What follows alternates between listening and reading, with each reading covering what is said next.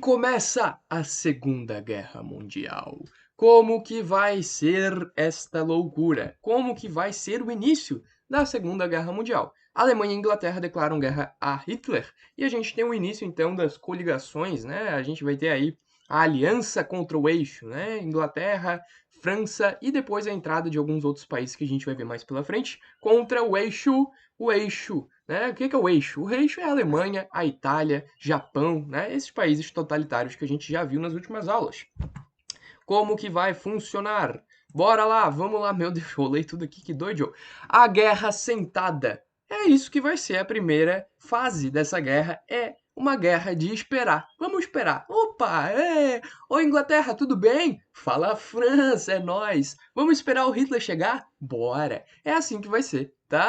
A França e a Inglaterra decidem, né, declarar guerra à Alemanha, mas esperar o avanço de Hitler, pois assim poderiam formar uma defesa mais sólida e estariam preparados para receber a Alemanha. Será que isso dá certo, né? Será que vai dar bom isso?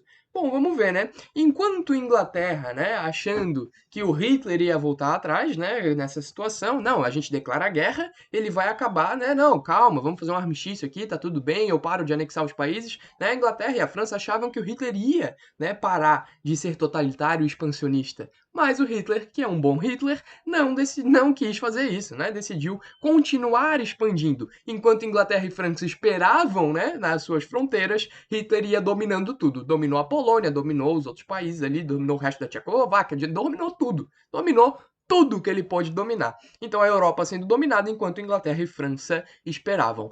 É exatamente isso que significa a Guerra Sentada, tá?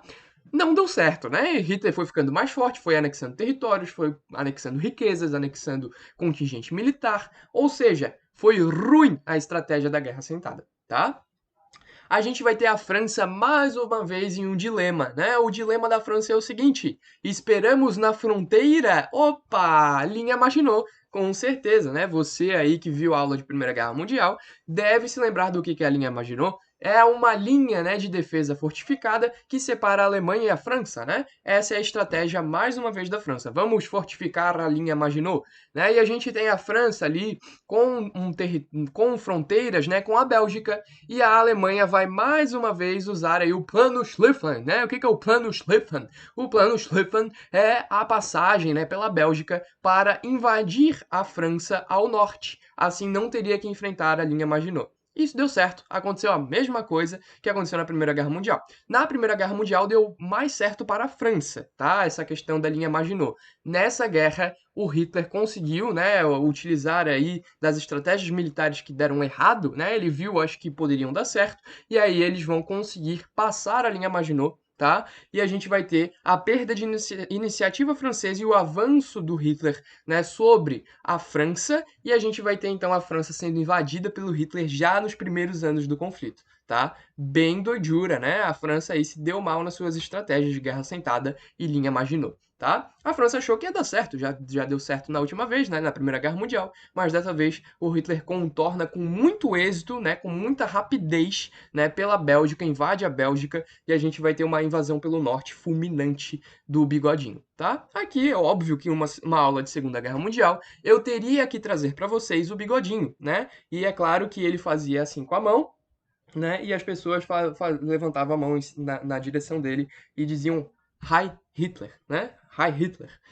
E essa é a foto da tristeza, né? É o Bigodinho propagando tudo que há de horrível no ser humano aí nessa Segunda Guerra Mundial. Inclusive a bandeira da desgraça, né? Que é a bandeira nazista. Se você tem uma bandeira dessa, você provavelmente vai ter aí sérios problemas com a justiça brasileira, a justiça da Letônia, a justiça de Nicarágua, a justiça de qualquer país do mundo, né? Acha horrível e realmente é, né? É você usar essa bandeira para fins de propagação desses valores, que são valores detestáveis e punidos em qualquer lugar do mundo, principalmente na Alemanha, né? A gente não pode deixar, né, esses alemães voltarem atrás e quererem mais uma vez nessa propagação dos ideais nazistas. Então, o nazismo é um cocô, é a escória da humanidade. Mas isso você já sabia, eu imagino, né? Avanço do eixo. Eu não estou falando nenhuma novidade aqui, né? Mas como é uma aula de Segunda Guerra Mundial, é necessário, né, a gente falar essas coisas, beleza? O avanço do eixo vai acontecer de 1939 a 1941. É um período de total domínio do eixo, tá? O eixo, qual que é o eixo? É o eixo Roma-Berlim-Tóquio, tá? Também conhecido como o eixo Roberto, né? É um macete aí interessante para você usar. É o eixo Roberto, né? Roma, Ro, né? Berlim, Ber. E Tóquio, To, Roberto, né? Roma, capital da Itália, Berlim, capital da França, meu Deus, Berlim, capital da Alemanha, e Tóquio, capital do Japão, beleza? A Alemanha vai então invadir tudo, né? No meio da Guerra Sentada, a Alemanha vai dizimar tudo, invade a Tchecoslováquia, invade a metade da Polônia que cabia a ela, a outra metade ficou com a Rússia, invade a Dinamarca em menos de 30 horas, né? Foi rapidão a invasão da Dinamarca, que ficava ao norte da Alemanha, invade a Noruega, invade o norte da África, a gente vai ter aí uma ascensão, né, da Alemanha na África, inclusive, olha só, né? Invadiu o Egito, invadiu a Tunísia, invadiu a Argélia, com a ajuda ali do exército do Mussolini também, né? O Mussolini na Itália tinha uma proximidade muito grande, né? E controlava alguns daqueles territórios ali no norte da África. E a gente vai ter uma invasão fulminante, tá? Do nazismo nesses países.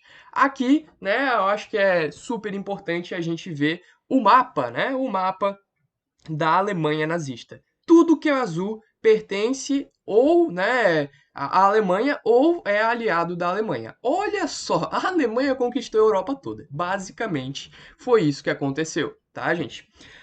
Uma coisa que eu quero contar para vocês que é importante também é a gente ver a União Soviética nesse período, né? A União Soviética na Guerra Sentada não vai fazer oposição à Alemanha. A União Soviética tem os seus próprios interesses expansionistas e vai inclusive travar uma guerra contra a Finlândia. A Finlândia é esse país colado na Rússia que a gente está vendo aqui, né? Então a guerra de inverno, como ficou conhecido esse conflito, servia para o URSS controlar esse território, tá? Inclusive, a União das Repúblicas Socialistas Soviéticas tinha medo do Hitler. Opa, é sério, Bruno? Sim. Né? Apesar do Ribbentrop-Molotov, a URSS não queria que o Hitler invadisse a Suécia, controlasse a Finlândia e assim conseguiria um acesso mais fácil, né, à União Soviética. Então, controlar a Finlândia era uma questão estratégica também para impedir um avanço do nazismo, tá?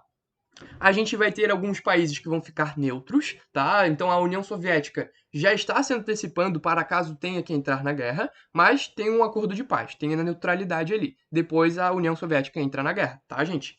A gente vai ter, por exemplo, Turquia, né, Suíça, Espanha, Portugal, Suécia, Irlanda, tá? Todos esses países são neutros, não vão ser invadidos pelo Hitler.